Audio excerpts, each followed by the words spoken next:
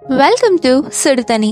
இன்னைக்கு நம்ம வீடியோவில் ஒரு சூப்பர் சீஸியான ஸ்நாக் ரெசிபி தான் பார்க்க போகிறோம். சில்லி சீஸ் கிராக்கெட்ஸ் எப்படி பண்ணுறதுன்னு பார்க்கலாம். நல்லா சீஸியாக ஈவினிங் டைமில் சாப்பிட்றதுக்கு ரொம்பவே சூப்பராக இருக்கும்.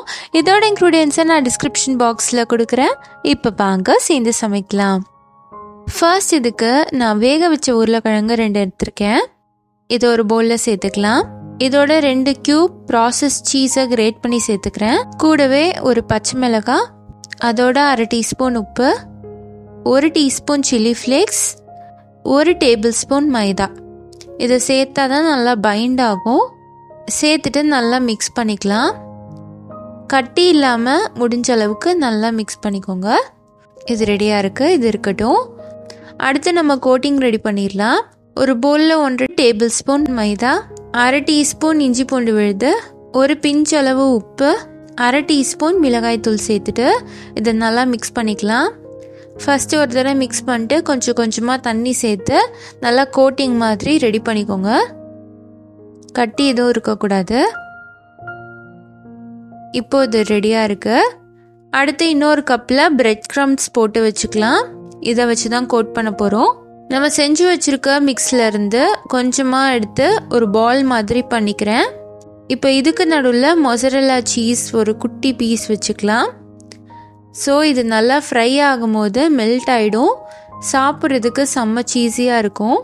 இப்போ இதை கவர் பண்ணி நல்லா ரோல் பண்ணிக்கோங்க. நீங்கள் எந்த ஷேப்பில் வேணாலும் பண்ணிக்கலாம். இப்போது இது ரெடியாக இருக்குது. இதை ஃபர்ஸ்ட்டு நம்ம கோட்டிங்கில் டிப் பண்ணிக்கலாம்.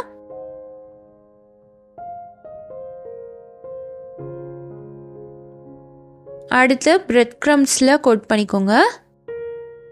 நல்லா எல்லா சைடும் பிரெட் க்ரம்ஸ் படுற மாதிரி கோட் பண்ணிக்கோங்க. இது வேணும்னா நீங்கள் டபுள் கோட்டிங் கூட பண்ணிக்கலாம். இப்போ பார்த்தீங்கன்னா இது ரெடியாக இருக்குது. இதை டைரெக்டாக நம்ம ஃப்ரை பண்ணிக்கலாம். அடுப்பை மீடியம் டு ஹை ஃப்ளேமில் வச்சுட்டு ஃப்ரை பண்ணுங்கள். ஏன்னா அது ரொம்ப நேரம் ஃப்ரை ஆச்சுன்னா சீஸ் வெளியே வர ஆரம்பிச்சிடும். அதனால டக்குன்னு ஃப்ரை ஆகணும். நம்மளுக்கு உள்ளே இருக்க ஸ்டஃபிங் ஆல்ரெடி வெந்தது தான். ஏன்னா குக் பண்ணி தான் நம்ம மிக்ஸ் பண்ணியிருக்கோம். ஸோ ஹீட் பட்டால் போதும், வேகணுன்ட்டு இல்லை. நல்லா இது கலர் மாதிரி வரணும். இப்போ பார்த்தீங்கன்னா இது சூப்பராக ரெடி ஆகிடுச்சு.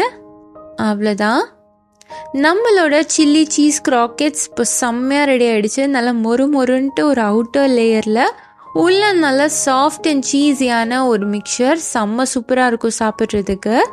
இதை நீங்கள் மயோ கூட சாஸ் கூட எது கூட வேணாலும் வச்சு சாப்பிடலாம். கண்டிப்பாக இந்த ரெசிபியை மிஸ் பண்ணாமல் ட்ரை பண்ணி பாருங்கள். இதை ட்ரை பண்ணி பார்த்துட்டு எப்படி இருந்துச்சுன்னு சொல்லி கமெண்ட்டில் சொல்லுங்கள். இந்த வீடியோ உங்களுக்கு பிடிச்சிருந்தா லைக் பண்ணுங்கள். சுடு தண்ணி சேனலை சப்ஸ்கிரைப் பண்ணுங்கள். தேங்க்யூ.